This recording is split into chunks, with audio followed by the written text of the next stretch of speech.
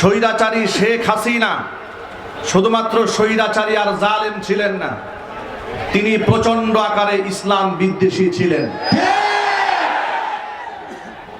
তিনি 90-এর দশকে ক্ষমতায় এসে 96-তে ইসলাম বিদ্বেষ প্রকাশ করেছিলেন কুকুরের মাথায় টুপি দিয়ে। শেখুল হাদিস আল্লামা আজিজুল হক রহমাতুল্লাহি আলাইহিকে কারাগারে বন্দী করেছিলেন। মুফতি আমিনী রহমাতুল্লাহি আলাইহিকে কারাগারে বন্দী করে রিমান্ডে নিয়ে টর্চার করে ক্ষত বিক্ষত করেছিলেন। জীবনের শেষ মুহূর্ত পর্যন্ত তাকে গৃহবন্দী করে রাখা হয়েছিল। বাংলাদেশের মাটি ইসলাম এবং খেলাফত প্রতিষ্ঠার জন্য এক উর্বর ঘাঁটি। তার বড় প্রমাণ হচ্ছে ডান বাম সামনে পেছনে তাকিয়ে দেখুন, বিগত জীবনে যারা রাজনীতির মাঠে বড় বড় কথা বলেছেন, দেশ এবং জনগণের স্বার্থে কথা বলেছেন বলে বড় বড় বক্তব্য দিয়েছেন, লুটপাট দুর্নীতি খুন গুম রাহাজানি করে এমন এক অন্যায়ের স্বর্গরাজ্যে তারা পরিণত করেছিলেন। অবস্থা এমন হয়েছে, ক্ষমতা চলে যাওয়ার পরে অবস্থা এমন হয়েছে, আমি ওই দলের নেতা কিংবা কর্মী পরিচয় দেওয়ার সাহস কারো ছিল না। এই দেশ ইসলামপন্থীদের জন্য উর্বর ভূমি। তার বড় প্রমাণ হচ্ছে বিগত জীবনে যারা এই মাঠে রাজনীতির প্রোগ্রাম করেছেন, এমন গণজমায়েত করতে গেলে লাখ লাখ কোটি কোটি টাকা খরচ করেও এর তারা 50 ভাগের 1 ভাগ লোক জমা করতে পারে নাই। ভাড়াটিয়া, কুলি মজুর, ঠেলাওয়ালা, দিন মজুর কিংবা রাস্তায় টুকা এবং সন্ত্রাস গুন্ডা বাহিনী দিয়ে রাজপথে মিছিল করিয়ে নিজেদের জনপ্রিয়তা প্রমাণ করার চেষ্টা করানো হয়েছে। বাংলাদেশ ইসলামের জন্য উর্বর ভূমি। তার বড় প্রমাণ হচ্ছে আজকে রাজবাড়ির এই মাঠে গাজীপুর জেলা এবং পার্শ্ববর্তী এলাকার টুকাই লোকেরা কিংবা সন্ত্রাস গুন্ডা চান্দাবাজ লোকেরা আসে নাই।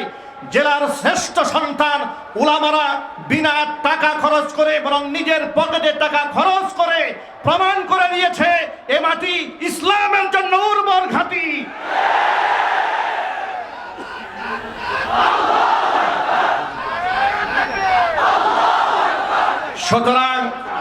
সুতরাং এই মাটি যেহেতু ইসলামের জন্য উর্বর ঘাঁটি, একটি ইমারত, একটি বিল্ডিং নির্মাণ করতে হলে বিল্ডিং এর পাইলিং করতে হয়, এমনকি সেখানে অনেক ইট বালি সুরকি কণাগুলা ঢুকাতে হয় ফাউন্ডেশনকে মজবুত করার জন্য। এই দেশে ইসলামের খেলাফত, দ্বীনের ঝান্ডা, দ্বীনের পতাকা এই মাটিতে উড্ডীন করার জন্য বিগত জীবনে এদেশের উলামায়ে কেরাম রক্ত দিয়েছেন। 90-এ রক্ত দিয়েছেন, 5 মে রক্ত দিয়েছেন, 5ই আগস্টে শাপলা চত্বরে এদেশের উলামারা রক্তের বন্যা বইয়ে দিয়েছিলেন আল্লাহর নবী সাল্লাল্লাহু আলাইহি ওয়াসাল্লামের সম্ভ্রম রক্ষা করার আন্দোলনে। 21 সালের পর থেকে ধারাবাহিকভাবে বাংলাদেশের নাম করা খ্যাতিমান শ্রেষ্ঠ সন্তান আলেমরা কারারুদ্ধ থেকে তারা জীবন বাজি রেখে ইসলামের জন্য লড়াই করেছেন, জেল খেটেছেন, জরিমানা দিয়েছেন, রক্ত দিয়েছেন। সুতরাং এই মাটিতে উলামাদের রক্ত পড়েছে, এই মাটিতে ইসলামের জন্য উলামারা ফাঁসির মঞ্চে উঠেছে, দিনের পর দিন অন্ধকার কারারুদ্ধ দেখেছেন। বিশেষ করে আল্লামা মামুনুল হকের উপরে যে টর্চার করা হয়েছে, নির্যাতন করা হয়েছে, জালেমের মুখে থুতু মেরে জালেম তাদের চেয়েছিল তাকে চরিত্রহীন বানাবার জন্য, এ জাতি তাদের কথাকে থুতু মেরে নিক্ষেপ করেছে।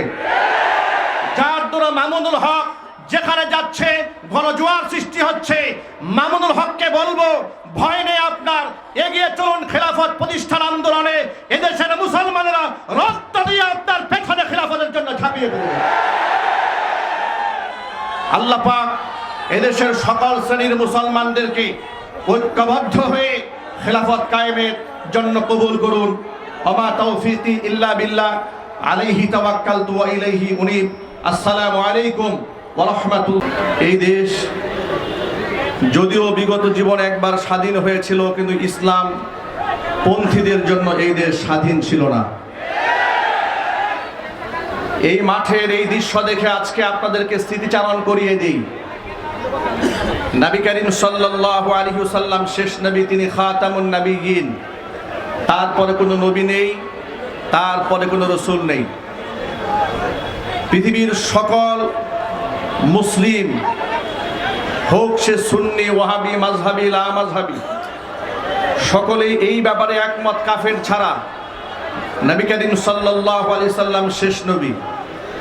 খাতমে নবুয়তের সেই আন্দোলনকে বাংলাদেশে প্রতিষ্ঠা করার লক্ষ্যে গাজীপুর জেলা এবং মহানগরের দায়িত্বশীল সর্বস্তরে উলামারা সিদ্ধান্ত কল্পে এই সেই রাজবাড়ির মাঠ, যে মাঠে তারা প্রোগ্রাম করতে চেয়েছিলেন, স্বৈরাচারের আমলে নবী করিম সাল্লাল্লাহু আলাইহি সাল্লামের সম্মান রক্ষায় উলামাদেরকে সেই প্রোগ্রাম করতে দেওয়া হয় নাই।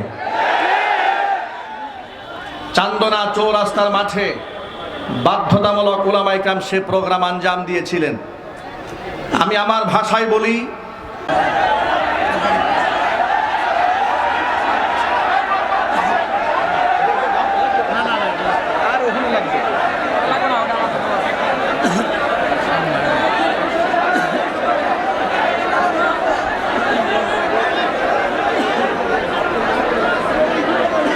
আসসালামু আলাইকুম ওয়া রাহমাতুল্লাহি ওয়া বারাকাতুহু।